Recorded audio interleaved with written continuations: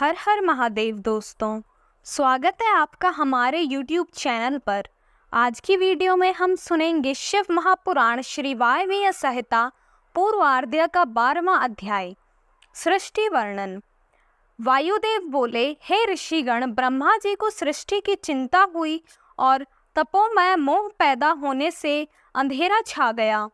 उस समय आत्मा वाली सृष्टि पैदा हुई, पर ऐसी सृष्टि देखकर ब्रह्मा जी व्याकुल हो गए और उन्होंने दूसरी सृष्टि की रचना की।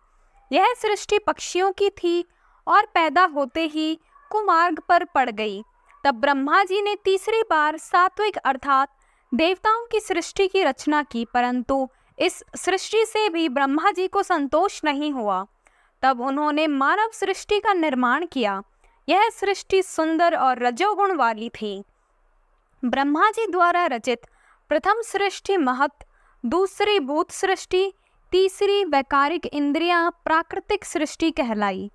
चौथी सृष्टि मुख्य, पांचवी वक्र स्त्रोत, छठवीं उद्रव स्त्रोत से देव सृष्टि, सातवीं मानव सृष्टि, आठवीं सृष्टि अनुग्रह वाली, नौवीं कुमार सृष्टि कहलाई।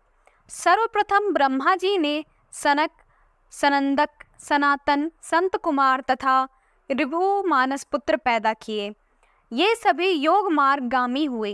इस प्रकार जब सृष्टि की वृद्धि न हुई तब दुखी होकर ब्रह्मा जी ने तपस्या करनी आरंभ कर दी, परंतु जब बहुत समय बीत जाने पर भी कोई फल ना मिला तब ब्रह्मा जी क्रोधित हो गए। क्रोधावेग के कारण उनकी आंखों में आंसू आ गए, जिससे भूत प्रेत पैदा होने लगे। यह सब देखकर दुखी ब्रह्मा जी ने देह त्याग दी। तब ब्रह्मा जी को प्रसन्न करने हेतु भगवान रुद्र उनके मुख से पैदा हुए। भगवान रुद्र ने अपने शरीर से 11 स्वरूप पैदा कर दिए और उन्हें प्रजा रचने की आज्ञा दी। यह सुनकर सभी रुद्र रोते हुए वहां से भागने लगे। तत्पश्चात महेश्वर ने ब्रह्मा जी को पुनर्जीवित कर दिया। ब्रह्मा जी ने रुद्र से प्रश्न पूछा कि आप कौन हैं?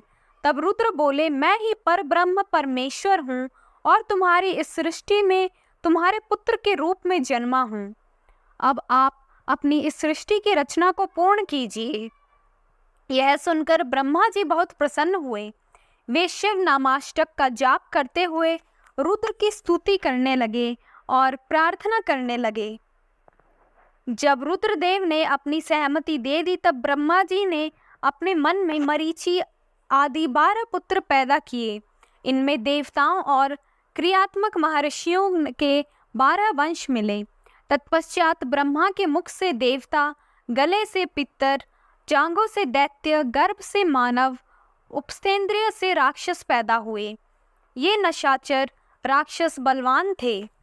फिर यज्ञ, भूत और गंधर्व की उत्पत्ति हुई।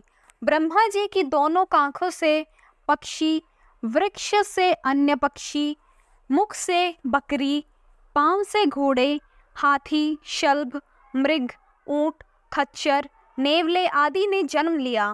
ब्रह्मा जी के पूर्व मुख से गायत्री, दक्षिण मुख से यजुर्वेद, पश्चिम मुख से सामदेव, उत्तर मुख से अथर्ववेद की उत्पत्ति हुई। फिर देह द्वारा इनके अनेक भेद हो गए और ये अपने काम में लग गए। सब अपने कर्म के अनुसार जन्म मृत्यु के चक्कर में पड़कर फल भोगने लगे। सभी प्राणियों के कर्मों के अनुसार उन्हें दुख, सुख, धन, आय, व्यय, संपत्ति आदि की प्राप्ति होती है। युग एवं समय के अनुसार ही प्राणियों के गुण, कर्म व स्वभाव होते हैं। ओम नमः शिवाय।